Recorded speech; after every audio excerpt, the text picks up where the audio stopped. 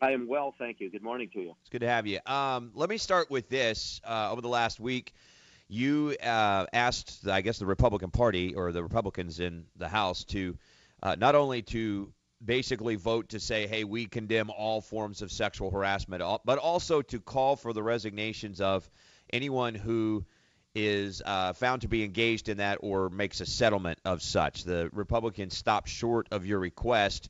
Where do you stand on that now?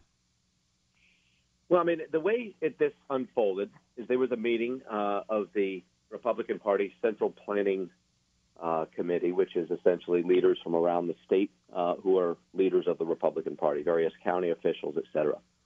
And there were 80 some odd of them that were at this particular meeting, and they had decided that they collectively wanted to bring some type of a statement, a motion indicating their opposition to sexual harassment, which, admirable on the one hand, but I'm not sure who among them was advocating for it or why it was Right. necessary to say something as obvious as that. But that said, that was the decision that was made. As that was being brought forward with plenty of whereases as to all the whereases that we were opposed to, I said, well, why don't we make it mean something? It's like being against cancer or kicking puppies or whatever the case might be. I mean, nobody's actually for it, so it's good to say we're against it, but why don't we say that if indeed this is true, we simply add one simple amendment that would say that if that we would call for, as a party, the resignation of any elected official. Doesn't matter the party, doesn't matter the person, doesn't matter the situation, but any elected official who has exchanged money for silence to keep those who have accused them of sexual harassment quiet and to keep this a secret. I thought that was fairly obvious. If we're against it, obviously we would be against people trying to keep it a secret and paying people off. That was apparently a bridge too far because we're against it. We're just not against it if you're Republican, apparently is what the Republican Party of Kentucky is saying. And it's unfortunate. There were those there who made the case for due process, that you got to let things play themselves out. And that's an admirable thought and a very American thought and very true in many instances. But this is coming in a situation where you've just paid tens of thousands of dollars. I don't know how much exactly yet because the final bills haven't been received, to a law firm. These are taxpayer dollars, mind you, to investigate this. And individuals involved refuse to participate.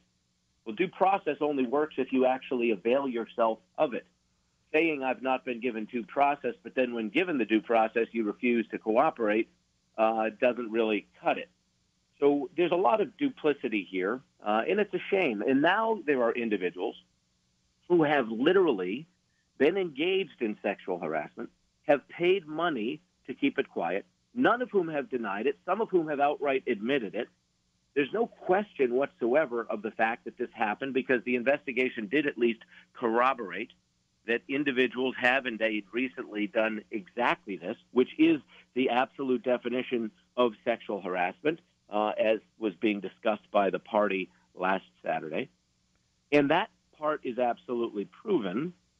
And yet now those individuals are playing the victim. Interestingly, I find it fascinating, actually, that now their behavior, which has gone on for years in some instance, is now being blamed on the fact that they are being picked on politically, that people have some kind of a political agenda, that somebody's current agenda is the reason they, for years, have sexually harassed people. Well, It is the most specious and ridiculous argument, and it's sad that this is where we now are, not only in the party, but in Kentucky, but in America. well, let me ask you That there this. are people who are this way. Let me ask you this, Governor, because I think the average Kentuckian like myself wants this out of Frankfort.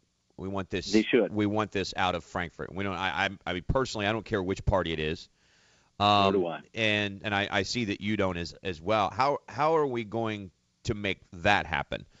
How are we going to make sure that regardless of which party is in control, that Frankfort isn't a place where this kind of activity is welcome?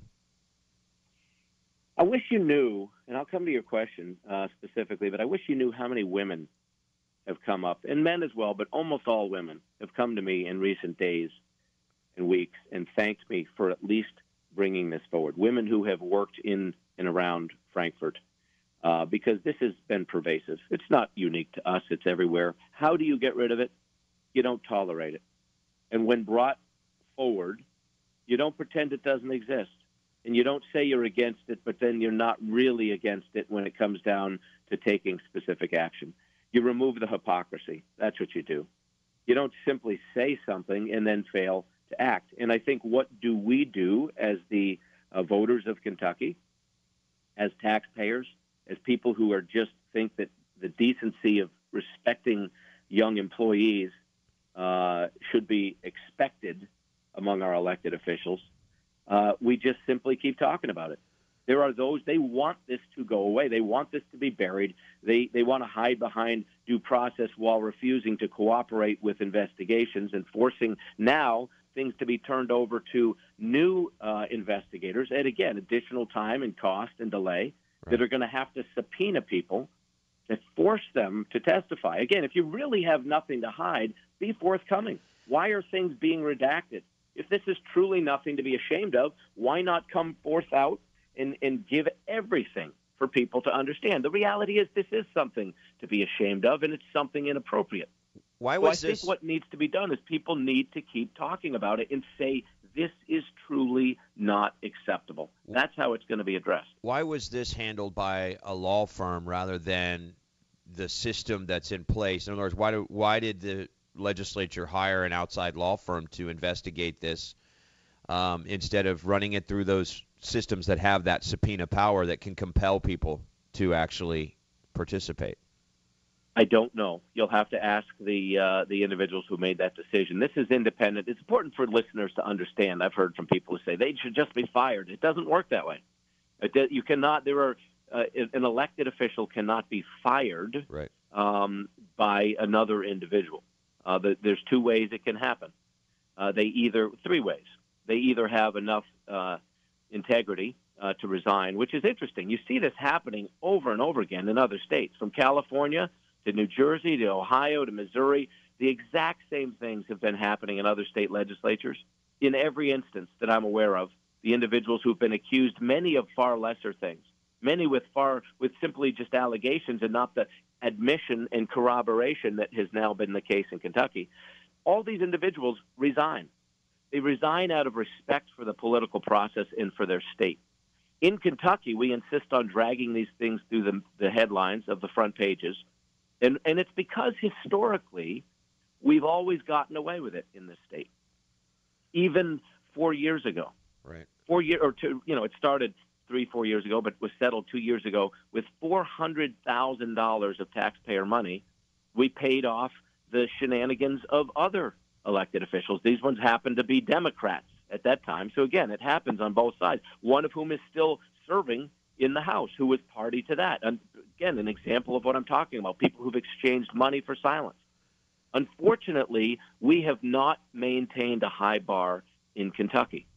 And I think it's important for us to shine a bright light on our own hypocrisy here in our state, because until we do, regardless of the party, it's not going to get cleaned up. It's not going to go away. Governor, and it's a stain on who we are as a Commonwealth.